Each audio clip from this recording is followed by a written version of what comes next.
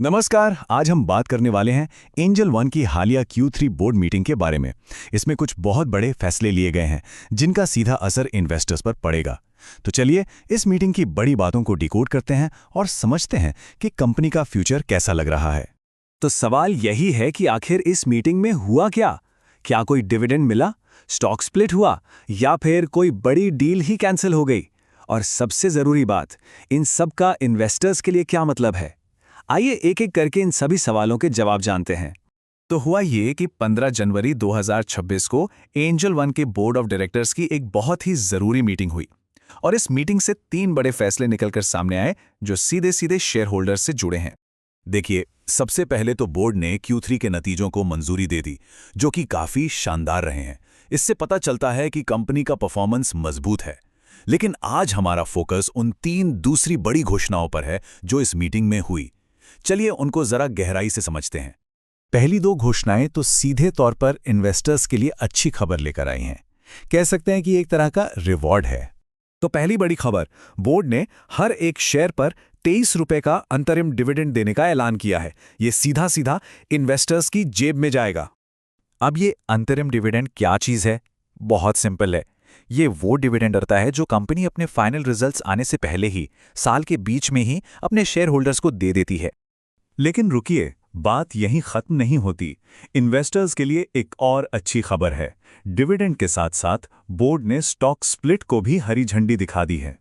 तो कंपनी ने stock split का फैसला क्यों किया? कंपनी का कहना है कि वो अपने शेयर्स को छोटे यानी रिटेल इन्वेस्टर्स के लिए और सस्ता बनाना चाहती है। इससे क्या होगा? जब शेयर की कीमत कम होगी तो ज्यादा लोग उसे खरीद पाएंगे और मार्केट में शेयर की लिक्विडिटी बढ़ जाएगी। हाँ, मैं जानता हूं स्टॉक स्प्लिट का नाम सुनते ही थोड़ा कंफ्यूजन हो सकता है, पर यकीन मानिए ये कॉन्सेप्ट बहुत ही सीधा सा है। चलिए अगली स्लाइड में देखते हैं कि ये काम कैसे करता है। ये देखिए कितना सिंपल है। मान लीजिए किसी के पास पहले 10 रुपए की फेस वैल्यू वाला एक शेयर था। अब स्प्लिट के बाद उनके पास 1 रुपए की फेस वैल्यू वाले 10 शेयर हो जाएंगे। मतलब टोटल इन्वेस्टमेंट की वैल्यू उतनी ही रहेगी, बस शेयरों की गिनती बढ़ जाएगी। यहां तक तो सब बढ़िया था, अच्छी अच्छी खबरें थी। पर अब आते हैं इस मीटिंग की सबसे चौंकाने वाली घोषणा पर, जहां कंपनी ने एक बड़ा स्ट्रेटेजिक यू टर्न ले लिया। इस टाइमलाइन को जरा ध्यान से देखिए। मई 2025 में एक प्लान बनता है और कुछ ही महीनों बाद जनवरी 2026 में उस प्लान को पूरी तरह से वापस ले लिया जाता है। ये एक बड़ा और अचानक लिया गया फैसला है। तो ये प्लान था क्या? असल में कंपनी अपना जो कोर बिजनेस है, यानी सिक्योरिटीज ब्रोकिंग, म्यूचुअल फंड और रिसर्च वाला काम, उसे अपनी ही एक subsidiary company angel securities limited में ट्रांसफर करने वाली थी। जब कंपनी से वजह पूछी गई तो उन्होंने कहा कि यह फैसला कंपनी और उसके हितधारकों के हित में है। अब ये थोड़ा गोलमोल सा जवाब लगता है ना? इससे यही अंदाजा लगता है कि या तो मार्केट के हालात बदल गए हैं या फिर कंपनी ने अंदरूनी तौर पर अपनी स्ट्रैटेजी पर दोबारा सोचा है। तो इन सब बातों का, इन 3 अलग अलग फैसलों का आखिर मतलब क्या निकाला जाए?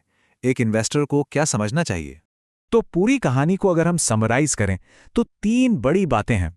पहला, शेयर होल्डर्स के लिए 23 रुपए का डिविडेंड। दूसरा, ज्यादा लोगों तक शेयर पहुंचाने के लिए स्टॉक स्प्लिट। और तीसरा, एक बड़े बिजनेस प्लान को अचानक से कैंसिल कर देना। तो कुल मिलाकर तस्वीर क्या बन रही है? एक तरफ तो एंजल वन अपने इन्वेस्टर्स को खुश करने के लिए डिविडेंड और स्टॉक स्प्लिट जैसे कदम उठा रहा है, लेकिन दूसरी तरफ एक बड़े बिजनेस प्लान को रद्द करना कंपनी की लॉन्ग टर्म स्ट्रेटेजी पर सवाल जरूर खड़े करता है। क्या ये बस एक छोटा सा ब्रेक है या कंपनी की दिशा में कोई बड़ा बदलाव है? देखना होगा कि एंजल वन यहां से आगे कौन सा रास्ता चुनता है।